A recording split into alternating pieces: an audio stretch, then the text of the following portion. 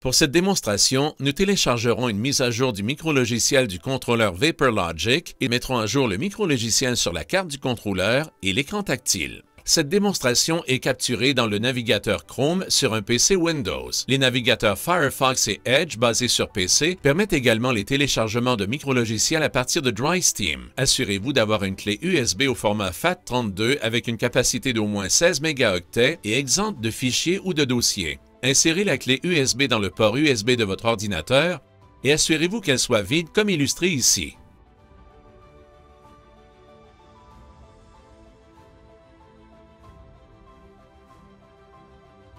Pour cette démonstration, nous mettons à jour un humidificateur avec un contrôleur VaporLogic version 6. Cliquez sur ce lien pour télécharger la mise à jour du micrologiciel. Le téléchargement est un fichier zip qui est un répertoire de dossiers compressés en un fichier que nous allons décompresser sur la clé USB. Par défaut, les dossiers se décompressent presque toujours dans le dossier Downloads, téléchargement. Les PC Windows ont un utilitaire pour extraire des fichiers zip. Marche à suivre. Faites un clic droit sur le dossier et sélectionnez Extract All, extraire tout.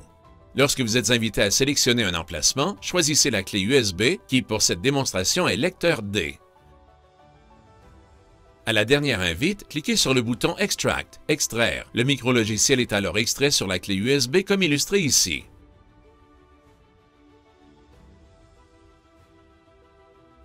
Le contrôleur sélectionne automatiquement les fichiers dont il a besoin à partir de ces dossiers en fonction de la gamme de produits et du modèle.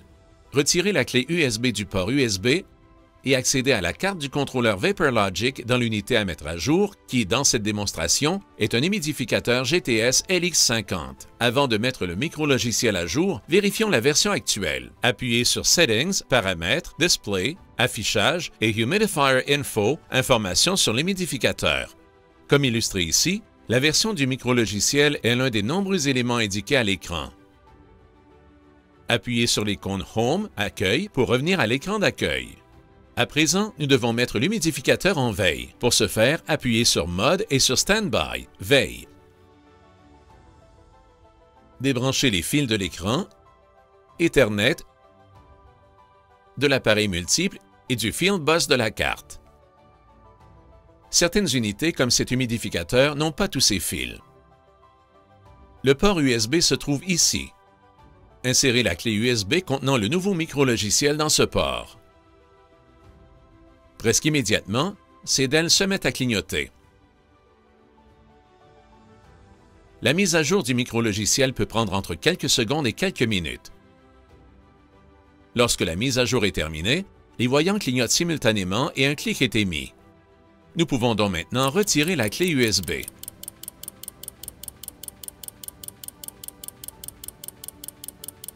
Si la mise à jour fait passer la version du micrologiciel par plusieurs incréments, le clic peut ne pas se produire. Dans de tels cas, le contrôleur redémarre avec la clé USB toujours insérée dans le port USB. Ce n'est pas un problème, mais ne retirez pas la clé USB tant que le contrôleur n'est pas complètement redémarré. Les DEL qui clignotaient lors de la mise à jour du micrologiciel doivent maintenant être allumées ou éteintes, mais ne pas clignoter. Rebranchez les fils Ethernet de l'écran, de l'appareil multiple et du field bus. L'écran tactile dispose également d'un port USB pour les mises à jour du micrologiciel. Nous avons retiré les panneaux pour cette vidéo pour vous montrer son emplacement, mais il est accessible sans devoir les retirer. Branchez la clé USB dans ce port USB. Presque immédiatement, l'écran s'éteint et se remet en marche pour indiquer qu'il a été mis à jour. Retirez la clé USB. L'écran redémarre. Installez les couvercles et les enveloppes qui ont été retirés et remettez l'humidificateur en marche.